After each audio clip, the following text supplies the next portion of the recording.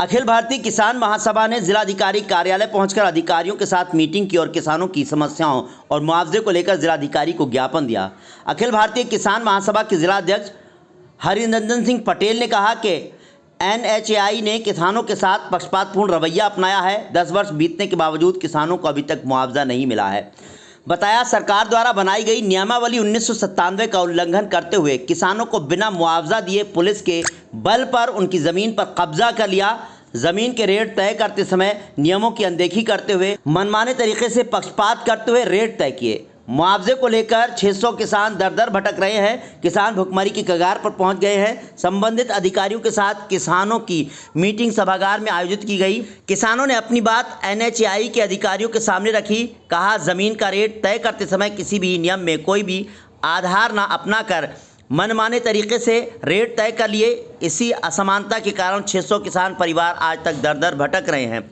NHAI के अधिकारी ज़मीन पर कब्जा मिलने के बाद अपना काम निकलने के बाद बिल्कुल चिंता मुक्त हो गए हैं और सड़क पर टोल के जरिए NHAI करोड़ों रुपए वसूल कर चुका है। किसानों को मुआवजा न मिलने के कारण किसान आत्महत्या करने के विवश हो चुके हैं। मुआवजा का मामला न्यायालय में चल रहा है, इसलिए आज मीटिंग में NHAI के अधिकारियों ने मुआवजा का मामला न्यायालय में होने के कारण कहा कि अपने बड़े अधिकारियों से बात करेंगे, इसलिए 1 महीने का समय देकर के मीटिंग को समाप्त कर दिया। क्या नाम है आपका? महेश चंद्र द्विवेदी। कहाँ के रहने वाले हैं?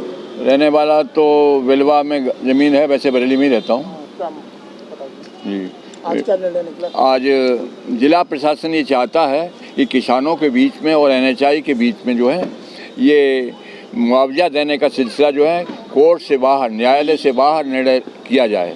लेकिन NHAI ये चाहती है कि ये मामला जो है, क्योंकि किसान जो है कोर्ट में चले गए थे, इसलिए वो कहती है कि हम इस मामला कोर्ट में लंबित है, इसलिए हम इस पर निर्णय नहीं कर सकते।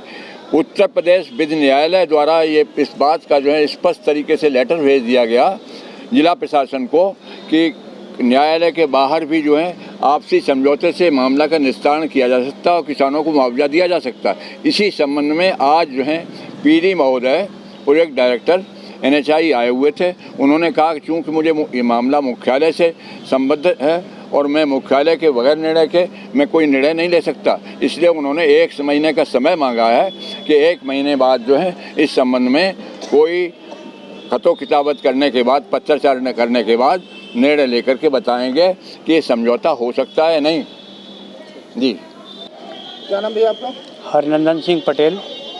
कहाँ से आए आप लोग? हम ग्राम कुम्हरा से आए। क्या मामला है हम जमीन को लेकर के? ये बड़ा बाईपास जो हमारे बरेली में बना, इसमें 33 गांव के लगभग 3400 किसानों की ज़मीन गई थी, जिसमें 600 लोग अभी भी मुआवजे से वंचित हैं, जिनको अभी तक मुआवजा नहीं मिला है। 10 साल बीत गए और रेट तय करने में जिला प्रशासन का बहुत बड़ा मतलब रोल ऐसा रहा कि जिन्होंने भेदभाव किया, पक्षपात किया। 3 गांव हमारे माननीय मंत्री जी का, ट्यूलिया गांव, दंतिया और परसा खड़ा, इन 3 गांव के रेट अलग से तय किए गए। जो उनका 2008-9 में रेट मात्र 20 से 40 था, न्यूनतम 20 लाख, अधिकतम 40 लाख। दंतिया का न्यूनतम 10 लाख, अधिकतम 30 लाख और 65 और 61 लाख पर पेमेंट हुआ। बाकी गांव के रेट न्यूनतम 33 लाख 2008-9 में, जबकि ज़मीन ली गई 2013-14 में, और न्यूनतम से भी 8 लाख कम करके मात्र 25 लाख पे पेमेंट हुआ। 3 गांव जिसमें मुड़िया अहमदनगर, भूड़ा और बिथरी चैनपुर, जिनका न्यूनतम रेट 60 लाख होते हुए अधिकतम 83 लाख और पेमेंट 34.60 पर किया गया, तो प्रति हेक्टेयर दिया गया। तो ये सरासर जिला प्रशासन का बहुत बड़ा अन्याय है, जिसके वजह से हम 600 लोगों ने मुआवजा नहीं लिया और आज तक संघर्षरत हैं।